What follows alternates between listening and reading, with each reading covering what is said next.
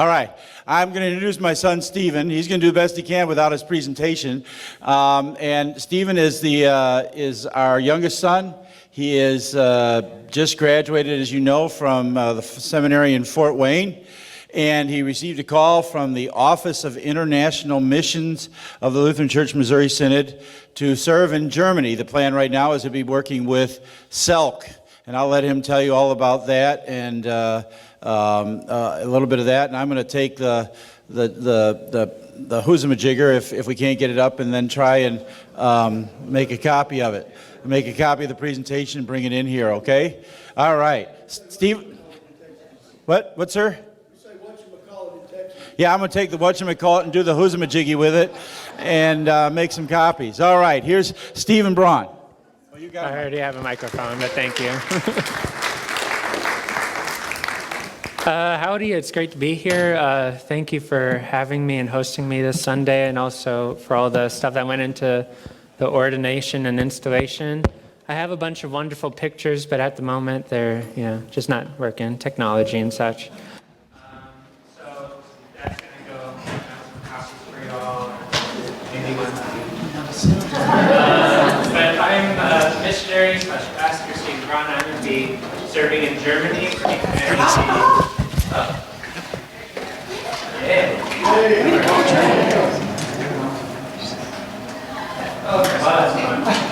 I'm going to be serving in Germany, working with the gospel mission.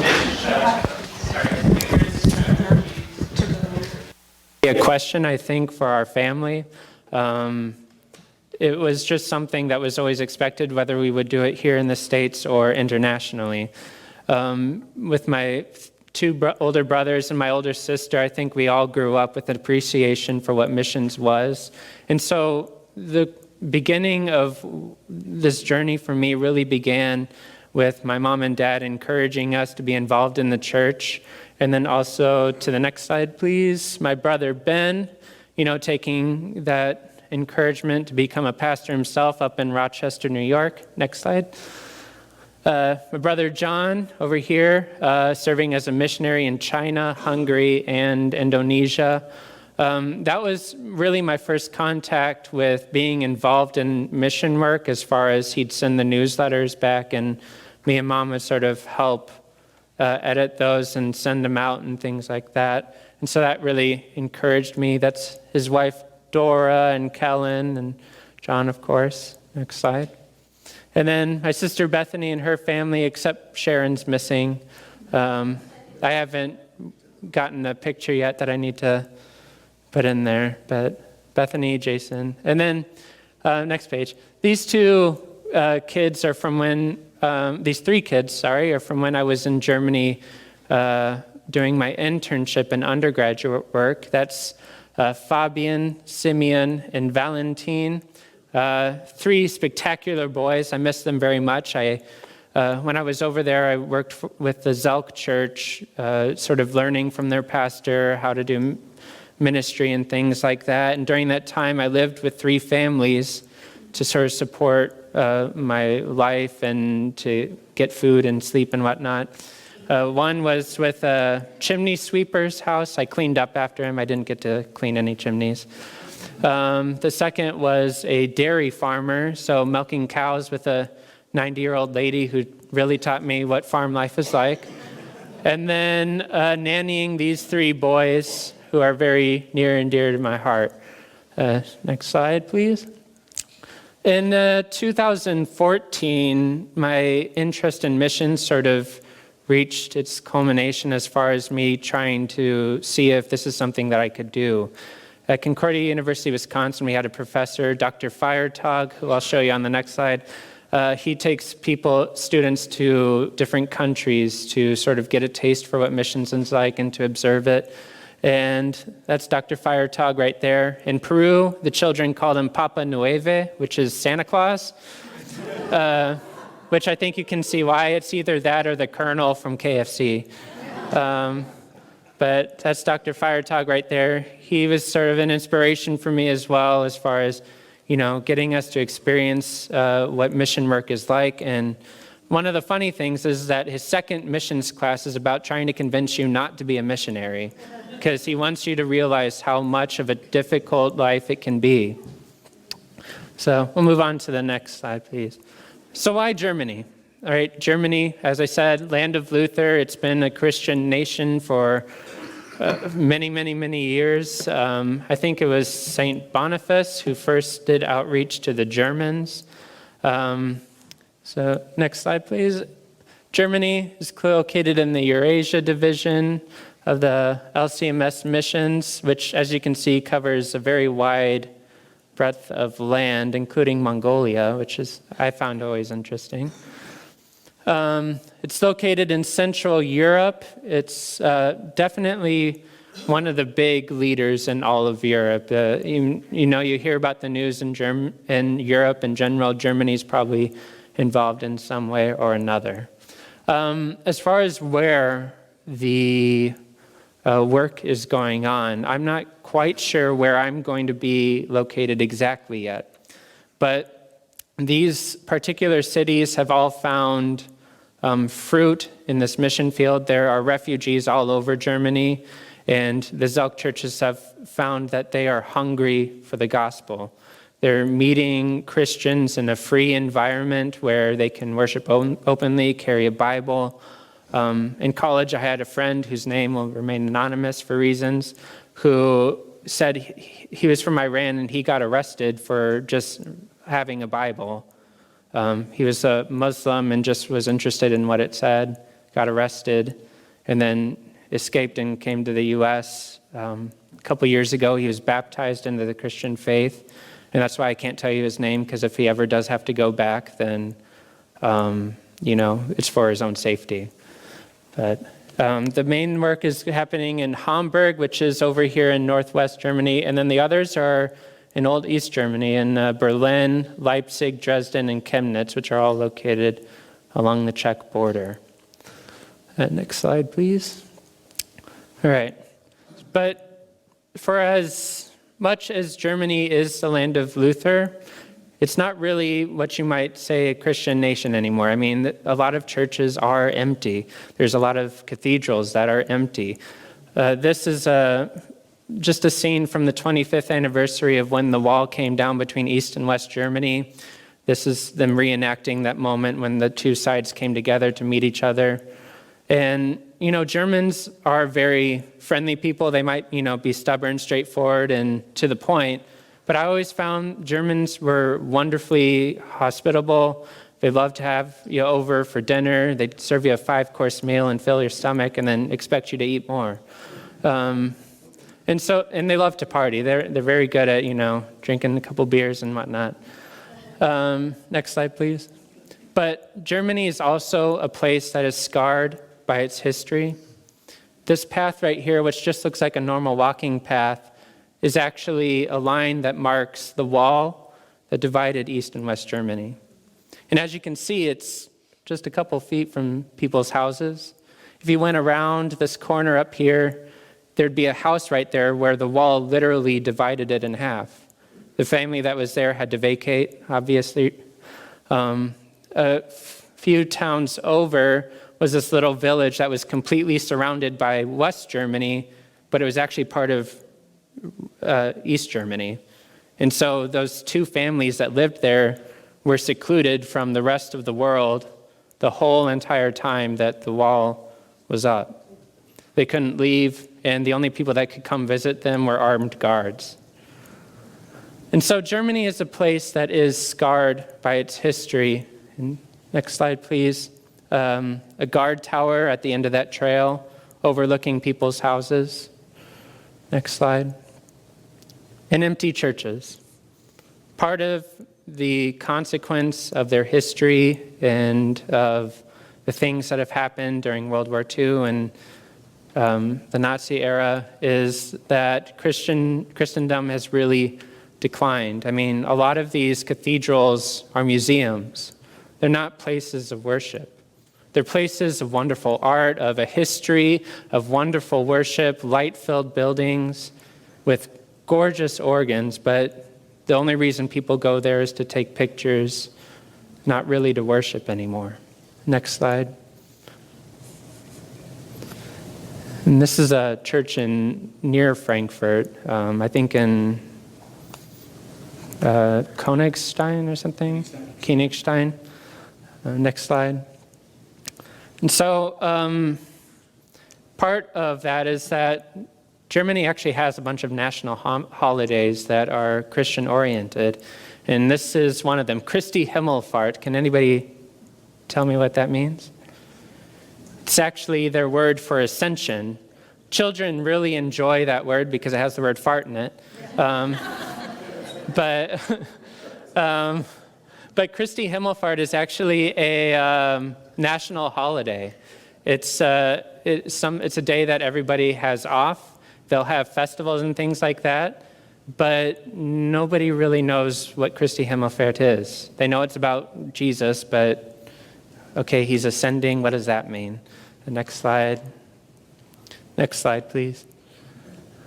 And so that's part of my mission, is to go over to Germany, not only for the sake of the refugees and the immigrants, but also the Germans themselves. There's been sort of this balance between outreach to people coming from the Middle East, and in return, it's also shown that there's fruit amongst the German people as well. German people are starting to be involved in these congregations in new ways, and it's sort of enlivened the churches there. So if you go to the next pictures, there's the next one again. And so these immigrants and refugees coming from the Middle East are not just simply Muslim people, but also Christians. Christians that are fleeing from their lives in Iran and the Middle East. Those are some of the oldest churches still in existence, and many of the people there sometimes have to flee from their home countries for safety. And so part of what I'll be doing over there is interacting with refugees and immigrants, helping them adjust to German society, helping them learn German, because, you know, you sort of need to know the language of the country you're going to be living in. Helping them also with English in some respects, so for more professional areas of life. But also involving them in teaching at the church. This is a Bible study at, I believe, the church in Leipzig. They have this thing called Die Brücke, which is the bridge. It's an opportunity for them to give classes on German, and then also through that, teaching them through the catechism or the Bible and things like that. So they use the Lutheran resources, the biblical resources, to teach them the new language and things like that. Next picture, please. As you can see, they're involving them in, you know, the printing resources for the immigrants. Next picture. Another classroom. I believe this one is either in Dresden or Leipzig. I'm not really sure. I haven't been yet, so all these pictures I got from online and other missionaries. This is in Berlin, I believe, and it's a catechism class filled with, I think they said, around 60 people wanting to learn about Jesus, wanting to be baptized, wanting to come to the Lord's table and receive the forgiveness of sins. Next picture. Also involving them in their own language. A lot of Iranian people don't really read their own language. It's quite a complex system of writing. I think there's like 4 letters for every 1 letter. So there's like a beginning letter, a middle letter, an end letter, and then one that stands by itself. So it's a very complex written language. Next. Getting them involved in the Bible. And as a pastor, that's going to be primarily my duty, is going to be the teaching about the scriptures, getting them into those confirmation classes where we can do outreach to them. There's Deaconess Kim in Leipzig, who is also working with the refugees and immigrants. Her duty, part of her job is, you know, doing music and things like that. She's a very gifted musician, so giving them songs in Farsi or Arabic to worship with. Next slide, please. And as you can see, this mission is not only just for the elderly or the young professionals, but also just for the kids to get involved in this worship service. This is a wonderful picture from an article that we have out on my table. It's called, and it's an Engage article called "The Gospel in Germany through the Die Brücke," which is the service in Leipzig again.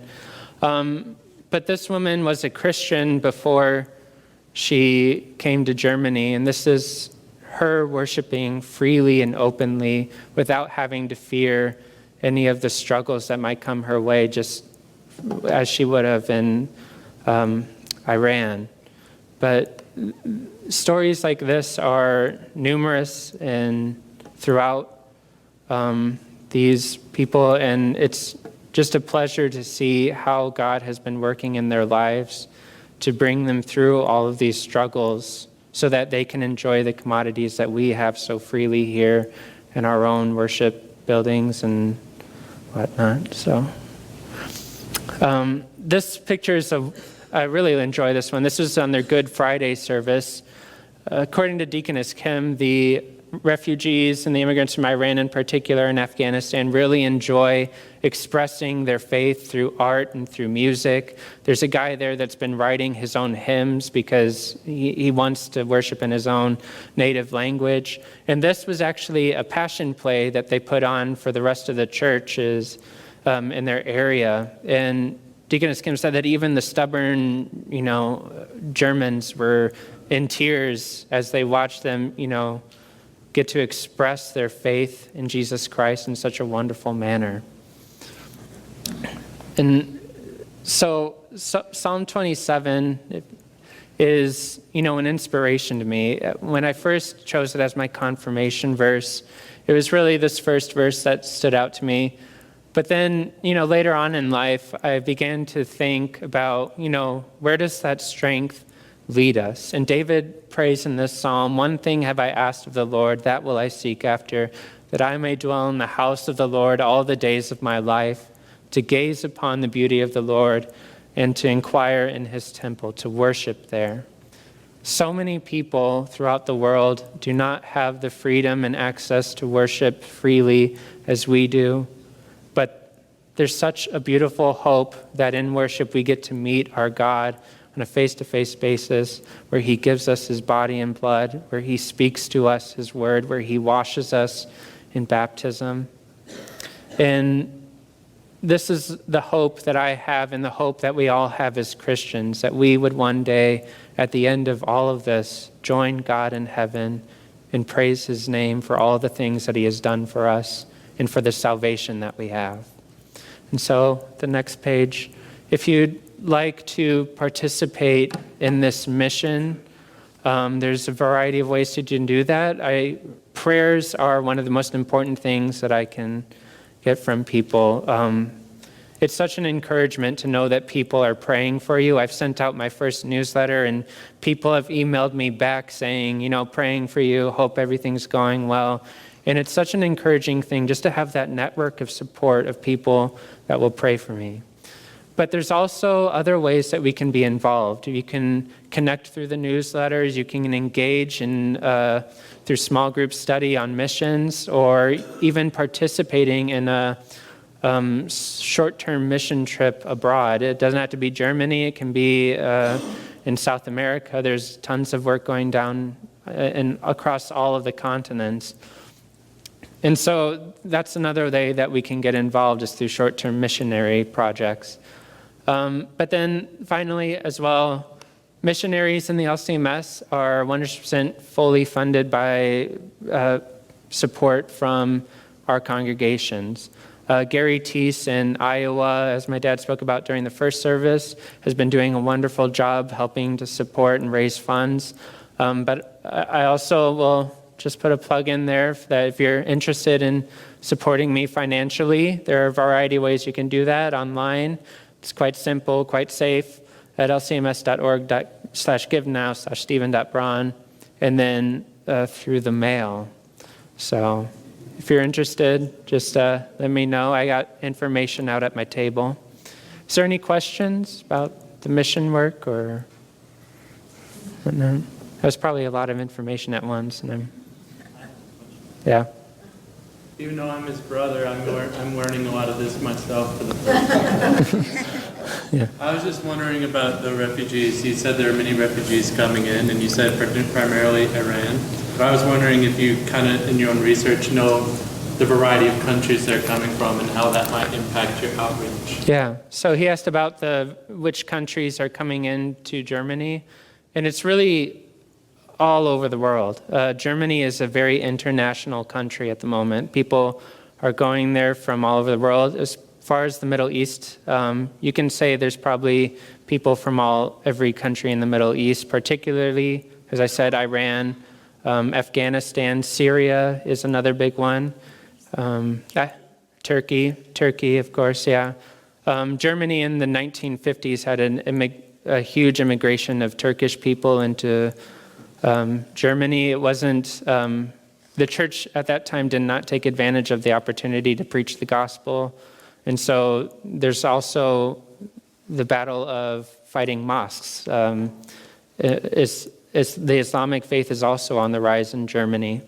Many cathedrals are actually being converted into mosques, and churches are, being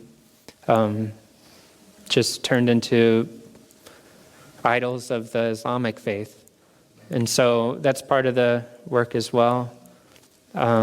But yes, those are the main countries where people are coming from, is Iran and Afghanistan, Syria. What is the reason why these people are leaving their native countries? I mean, I understand like if ISIS is saying they're going to kill you because you're not their particular brand of Islam or something like that, but I sense that there's a lot more involved in that. Yeah, there's quite a few reasons people are coming over. I mean, there's definitely the wars in Syria have been a big impact on people fleeing from the disaster and entering into new places. There's also people that are coming over because, economically it's more stable than their home countries. And so there's also an economic element to it. There's a variety of different elements to why people are immigrating and seeking refuge in Germany. And I think there is a spiritual element to it. I think people are hungry for something, and now they're getting to see God at work in their lives and bringing them from those hardships. Does that answer your question? Yeah. I mean, do you feel like there's a lot of people, a lot of Muslims coming there seeking religious freedom, or do they want to come there and just practice Islamic faith, or what? It's probably a mix. I mean, I don't think people intentionally go to Germany and say, okay, I'm going to go to the first church I see. But there's a lot of, we have to do relationship building. It's part of meeting people where they're at as they enter the country, helping them adjust to this new way of life, and through that building relationships and, telling them about God through those relationships. Have you ever read the Quran? The Quran? No, I have quite a few resources, but I need to. Let me suggest it will answer many of your questions, or his questions. Okay. Read it 3 times because you won't get it the first time. Yeah. Believe me. Yeah. How do you overcome the language barriers for so many different nationalities? Yeah. So right now the plan is that I'd go over there. I have a bit of German. I'd need a few weeks, hopefully, maybe a month or 2 to adjust to make sure my German's on point. And then it'd be involved in getting, those language classes, particularly Farsi and Arabic. Those are the 2 primary languages of contact through which, we can communicate with these people in a way that's comfortable for them too. Yeah. Where would you go to get Farsi? Right now, the University of Leipzig would be the most, the place where most missionaries are going currently. The nice thing is I wouldn't have to take out any student loans because the university's free over there.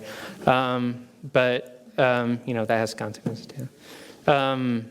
But yeah, so I'd be going to the university over there just to enroll in a Farsi or Arabic class, depending on the need of where they'll place me.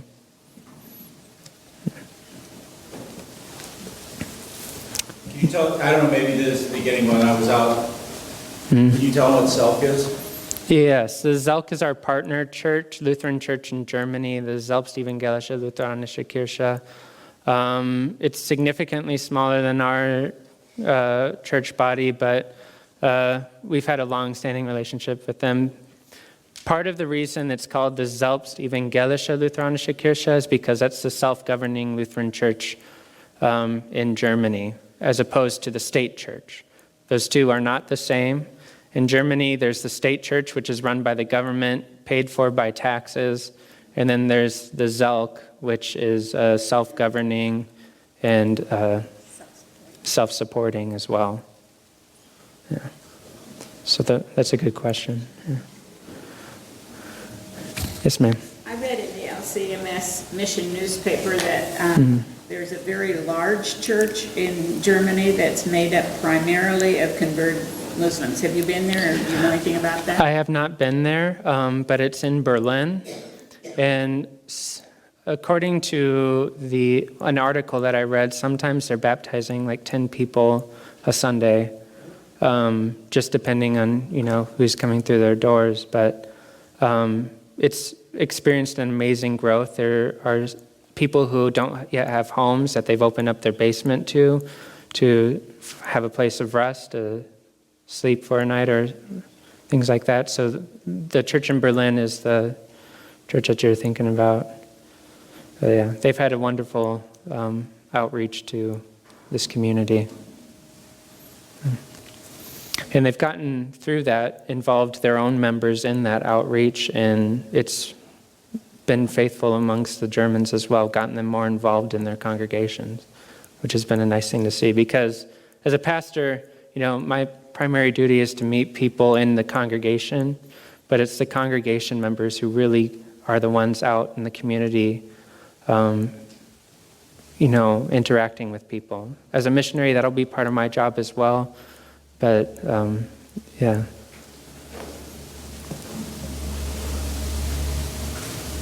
I'm curious as to why are they wanting American missionaries? That's a good question. The Zelk is a strong Lutheran, what is it called? Synod. But they don't have necessarily the resources that we as the LCMS have. They need help and aid in reaching out to these people. That pastor in Berlin, he is working 60-plus hour weeks, 70-hour-plus weeks. And so they need help in order to help take the load off so people aren't burning out from all this work. And we have the resources to help supply that and to aid them.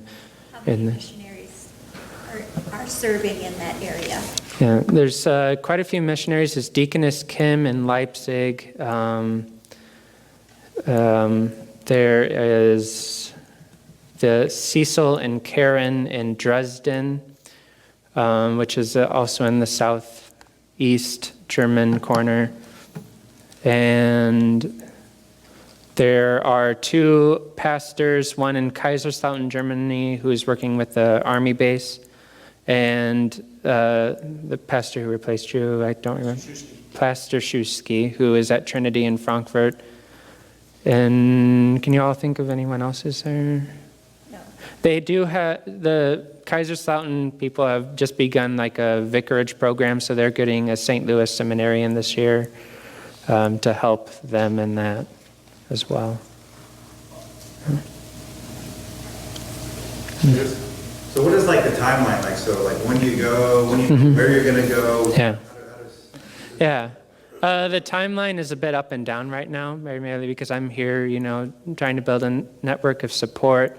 And so that it's usually about 4 to 6 months until I can go over to Germany after I've raised support for people praying for me, and things like that. But it also, when I get over there, it'll be, language acquisition right off the bat. You want to make sure that your German is solid, and then get you right into Farsi and Arabic, depending on the need, because that's going to be the language that people are worshiping in, or are, reading their Bibles in. And so as soon as you can get those language things off the ground, that'll be effective. So 4 to 6 months for fundraising, probably a month into it, begin language courses, and then throughout all that time, I'll be working with those churches. So, yeah.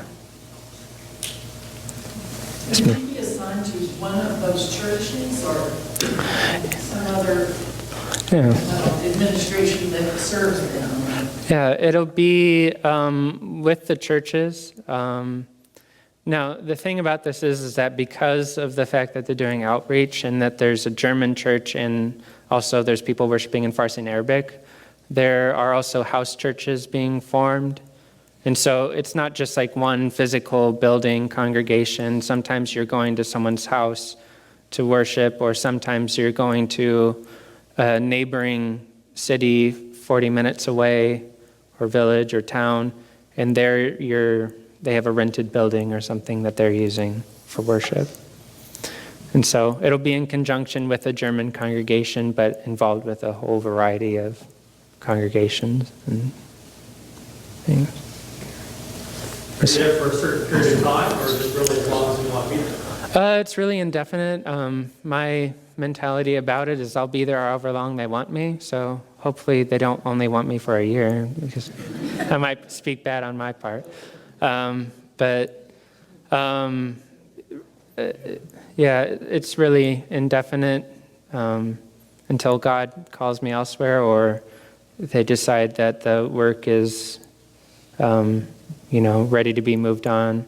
Because part of missions is it's an interesting field, because as a foreign missionary in particular, you're there to build up the local people, to hand the church to them so that they can own their church and that they can lead their church. And so, long-term goals, it's going to be building up pastors there to lead those congregations. My goal is to work myself out of a job, basically. Yeah. So. Yes, sir. How does the theology of the German churches compare to ESCMS? I'm not really sure myself. Yeah. SELC is a church body that we're in fellowship with. We have a fellowship relationship. We, the Missouri Synod, bought and built their seminary in Ober-Ursul, and the churches that make up the SELC actually, although they didn't exist as a denomination, are the mother church for the Missouri Synod. When I was there, I went to some evening at the seminary at Christmas time, and they were doing a whole thing on Walther and CFW Walther and sort of thing, and I realized, okay, this is where they came from. But so the theology of the church that you'll be working with is very much like ours, only in German. Yeah.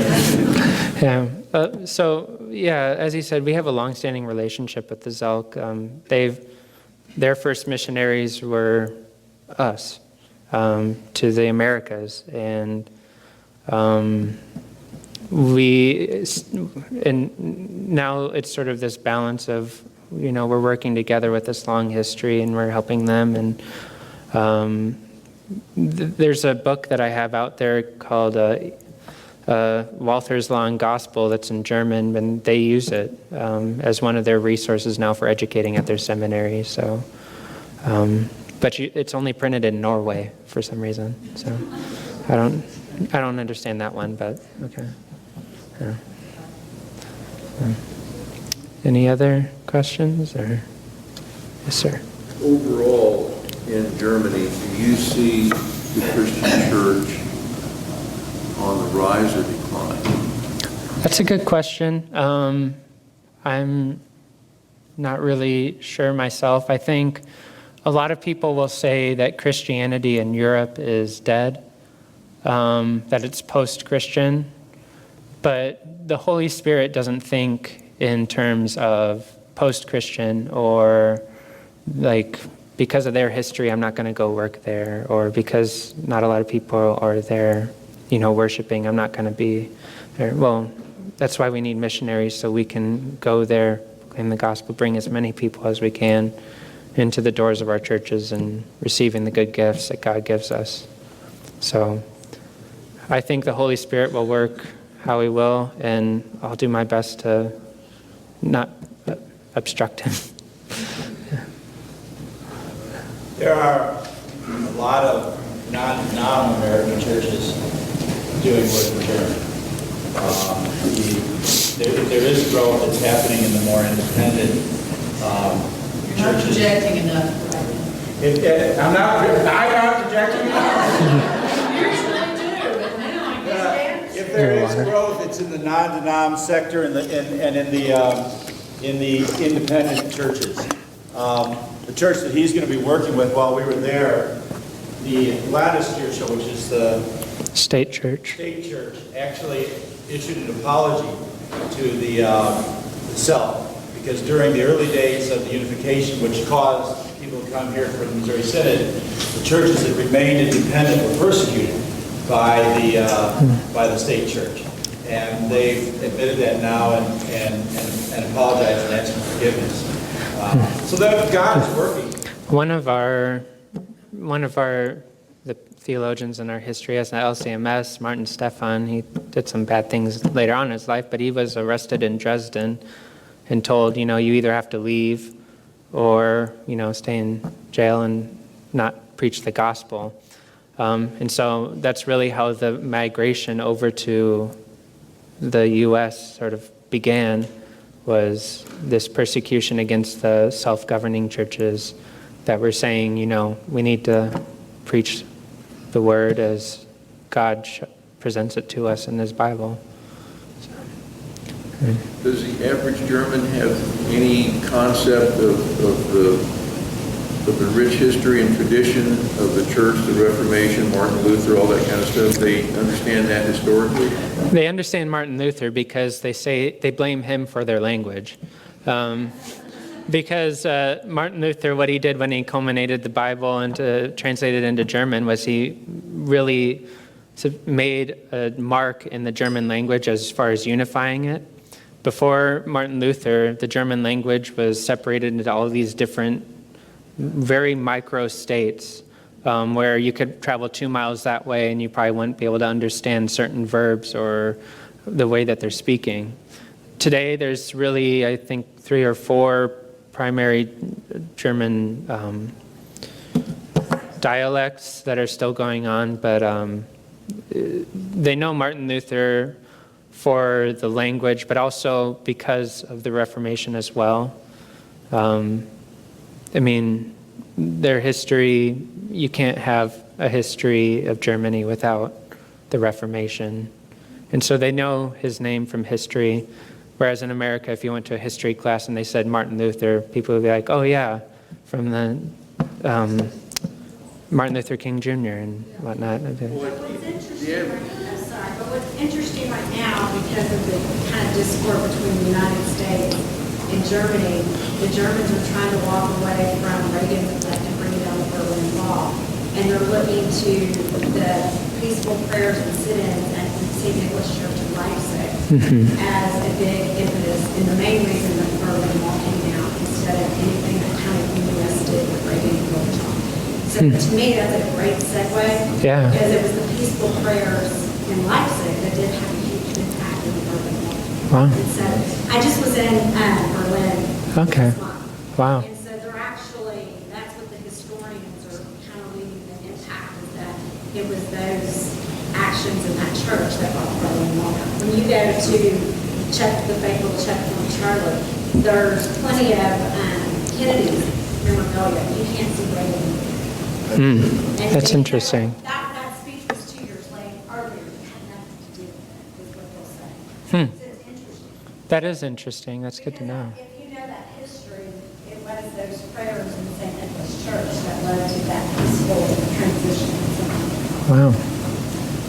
That's really good to know. That's really good for me to know. I appreciate that. Thank you. Yeah. So. What does the state government church preach?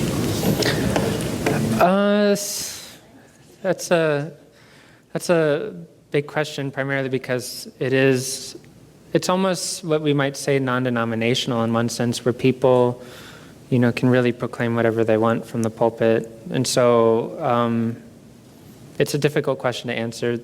In the state church, I've never really been to one myself, but there's probably, some old, stubborn Lutherans like ourselves still proclaiming the gospel there as much as anywhere else.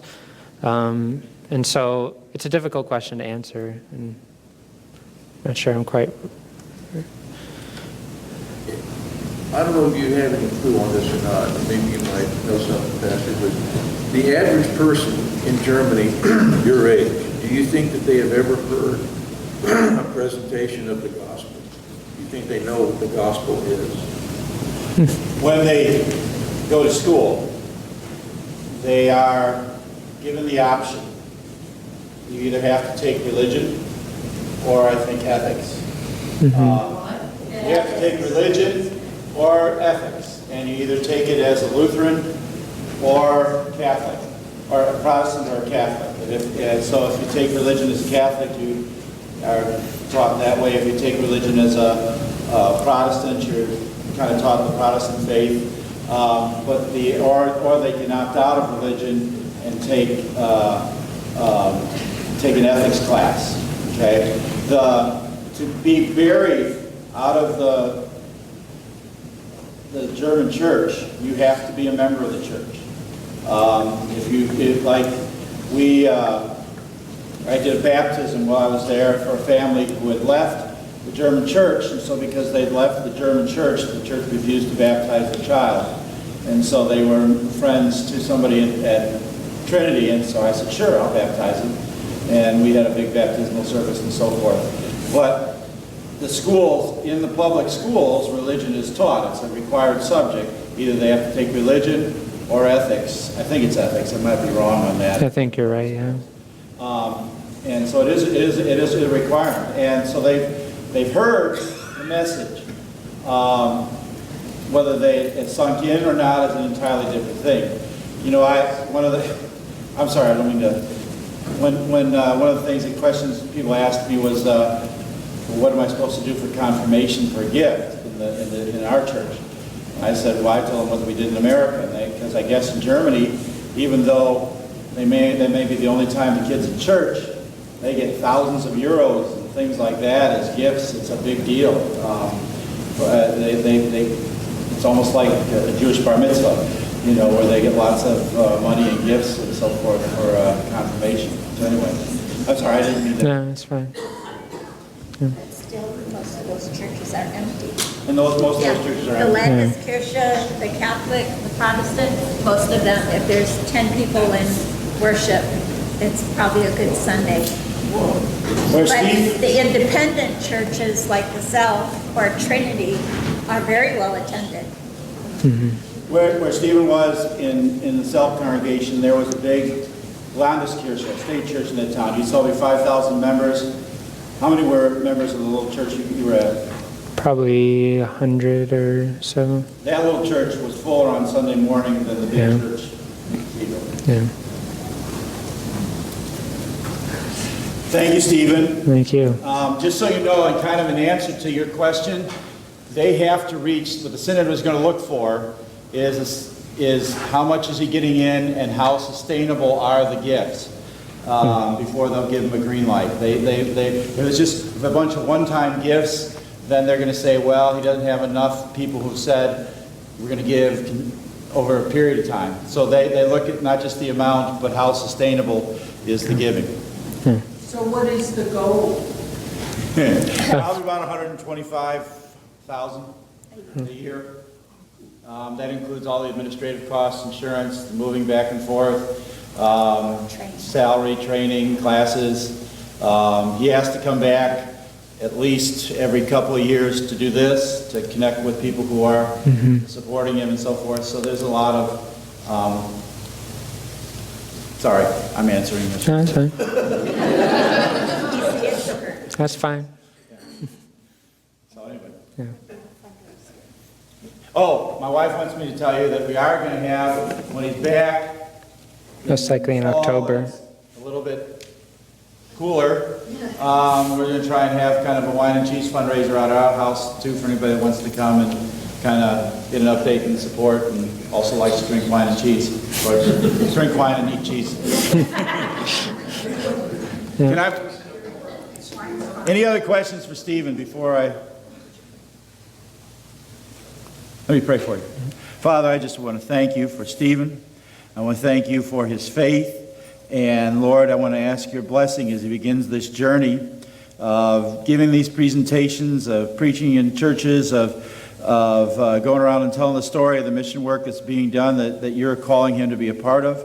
Lord, pour out your Spirit upon him, bless him on this journey, and help him, Lord, to go forward in the work to which you've called him. In your name we pray. Amen. Amen. Would you thank him for coming here?